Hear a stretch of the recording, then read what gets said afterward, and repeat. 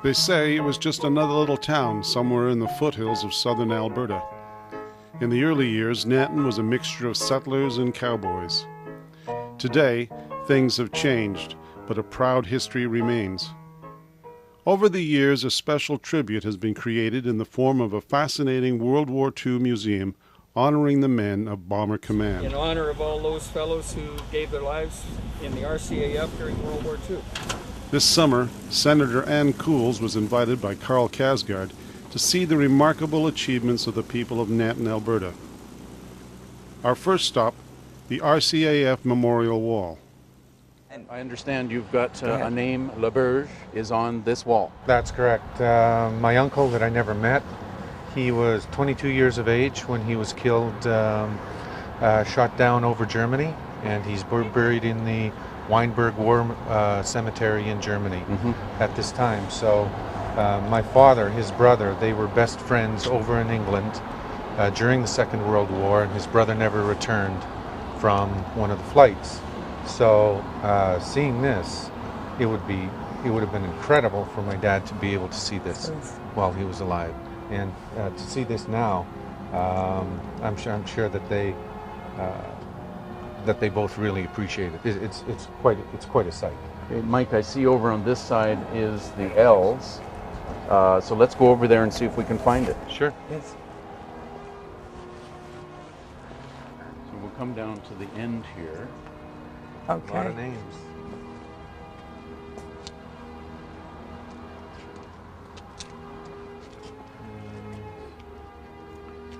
Where is it? No, that's Laberge. Daniel Joseph. That's him. Wow. And he was 22. 22 years of age. Remember now, Mike, only 1 in 4 airmen that was in bombers survived their combat tour. 76% were either killed or injured or prisoner of war. So 76% did not make it, only 24% did. Oh, they were a heck of a target.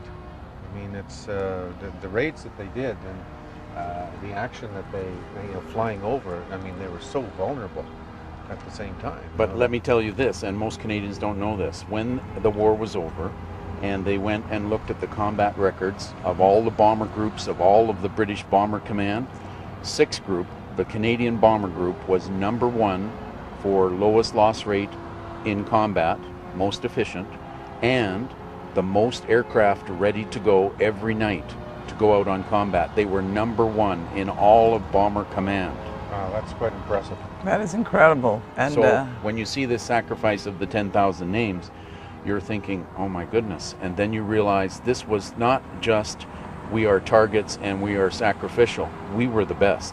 Yeah, And we uphold that here. Well, it's this is absolutely incredible. I think it's.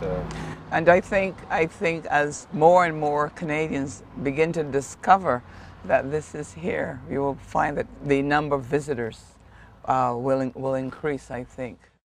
This monument, this memorial is so important because it gives people an opportunity, I wouldn't say to mourn, but to remember. Yes, and then they know their loved one is here. Oh yes. And it's not like he's insignificant. That's right. He is part of this memorial. That's right. And we That's have a right. paragraph on each man, so when people come and say, when I tell them, you can come in, look at the book, there's a little paragraph on your loved one. Yes. And they'll say, oh, and they'll come in and they'll get that combat history and a little personal background. That's right. And their efforts were just so enormous, you know, sometimes beyond comprehension. Yes, yes. This special event held every year in August is not only for Albertans, but for Canadians of all ages.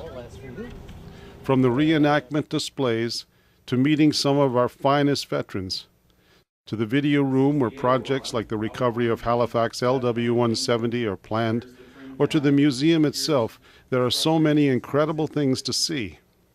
As for the people of Nanton, well, the words warm and friendly simply understate the fact of what it means to be a proud Canadian. And the thing about what is very impressive that all of these people were able somehow or the other to raise a little bit of money by dint of their efforts. Yes, it's all to do this. volunteer, It's all volunteer. labor, and they've raised their money on their own, and We have not received any federal funding at this point. Yes, well, we should. You should get some. I was trying to say about this phenomenon of night after night. Yeah. You know, they would set those planes off 1 a minute, 60 an hour, and oh, it was, when you think about it, it's just amazing. And all these young men facing enormous perils, enormous risks. You know what? But most of us, not all, but most of us were so damn young that, we were all like this before, Yes. when we were getting briefed and that. Yes. But once we got in there, the aircraft, it was all okay. It was Oh, yes. kind of a calming effect on it when we get in. Put about a quart of fuel into it, and then With all this if language. it's a beautiful start, it'll go 1, 2, and bang. The water. Yeah, baby. That's a good start. Yeah.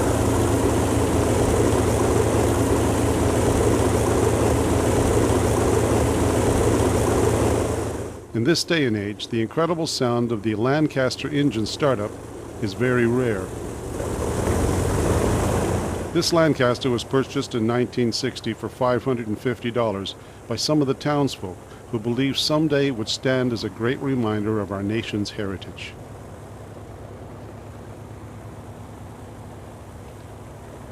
Today, a number of people come to the museum to see the planes or to look for something from their father or grandfather's experiences in the war.